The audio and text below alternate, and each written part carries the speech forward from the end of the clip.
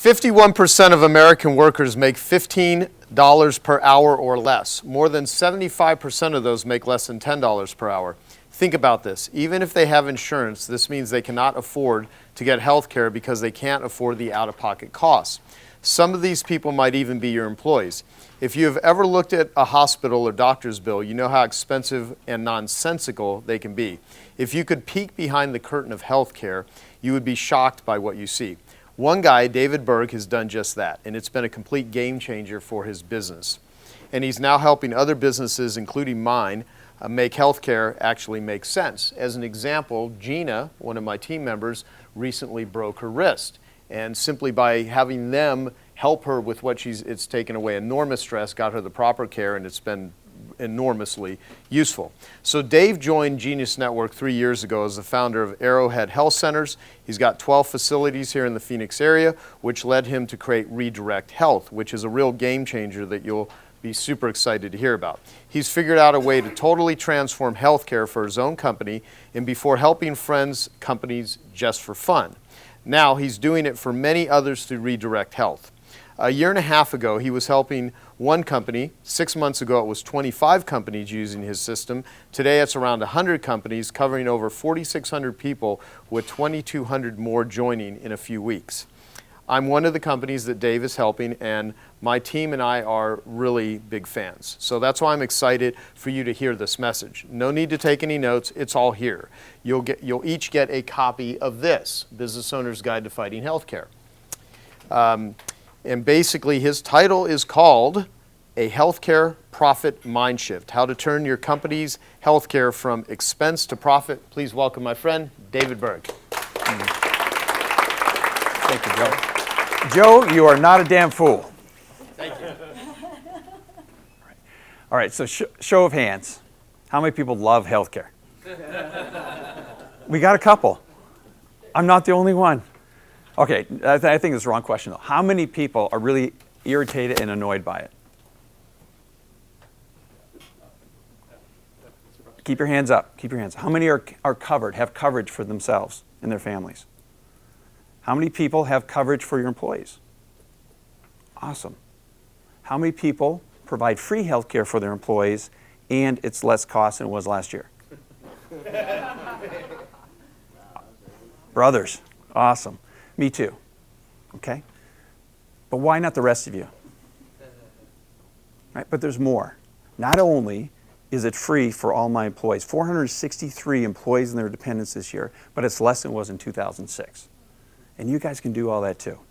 And that's what I want to do for you today, is just help you think a little bit differently so maybe you can get to this spot or just a little further down the road. But I want you to first start thinking about the people that we're talking about. You got to get out of your own heads, because you guys all had coverage. You all had your hands up, and you can all afford it, right? As much as you're irritated and annoyed by those copays and deductibles and the complexity, man, think about those people who work for you. Get in the mindset of somebody who makes $15 an hour or less, and we give them a $4,000 deductible, right? Think of what that does for them. But also think, what would happen if you had a lineup of these people who just had to work for you because you're taking care of those needs, right? Do you think you could leverage their stories and actually create some benefit for your company? Gosh, this is a Genius Network. What a stupid question. Of course you could, right? You do it better than I can. But what if you don't do it? What's going to happen? What are these people thinking, right? They're going to come work for somebody like me. Your best employers are going to come work for somebody like me if you don't figure this thing out, right? And it's not hard to figure out.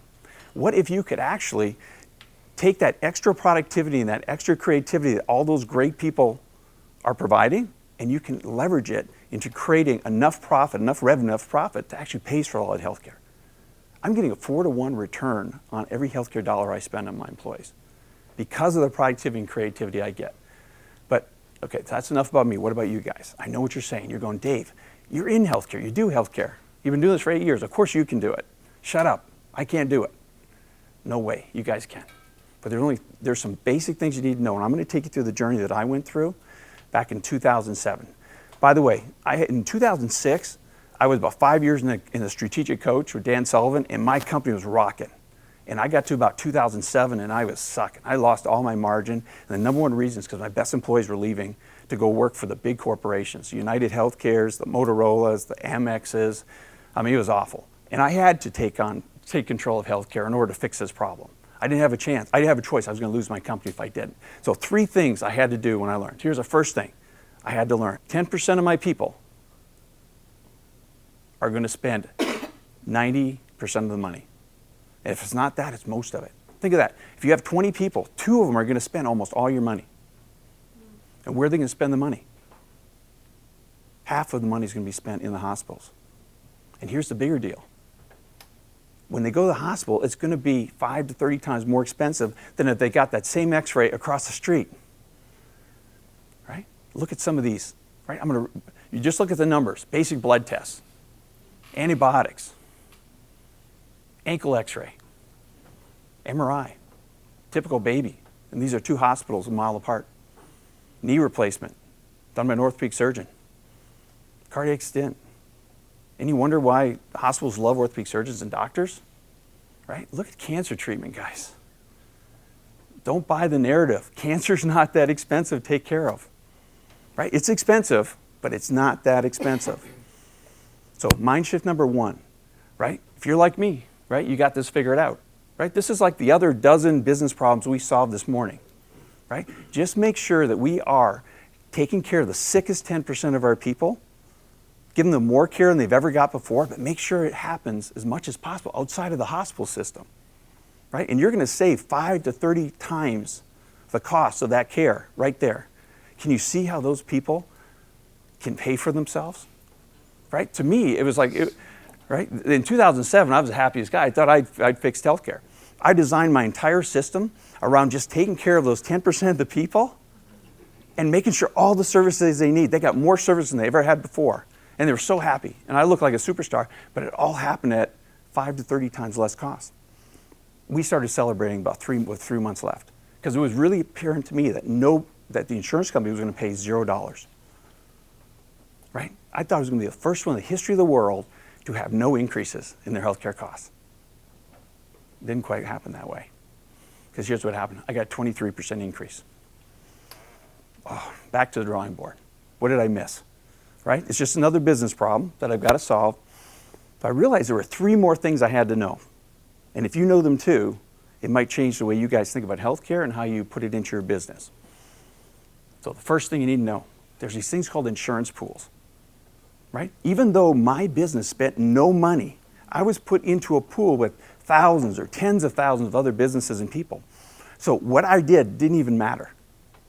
Right? We spent nothing. We spent a lot of money, right, for care, but it didn't go above the deductible, so the insurance company had to pay none of it. You follow me on that? My numbers didn't matter, which is so contrary to everything I was being told by as a reason for the increases I was getting every year. Right? So number 2, hospitals are hiring doctors. And here's what I learned. This is back in 2008. When they hire a family doctor, they expect to lose $165,000 per year. When they hire a specialist, they expect to lose $300,000 per year, and those numbers still hold true today. Why would they do this? Right? I already showed you. Right? I already showed you why they did it. It makes perfect business sense, doesn't it?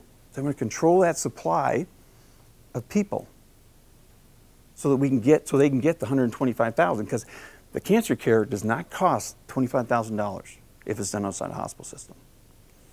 Right, so here's the third thing I learned too. And this was a real game changer for me. In 2009, I learned that the insurance companies, by law, need to spend 85% of every dollar they collect from us, or they have to give it back. Imagine what happens in a public company to a CEO who has to return revenue.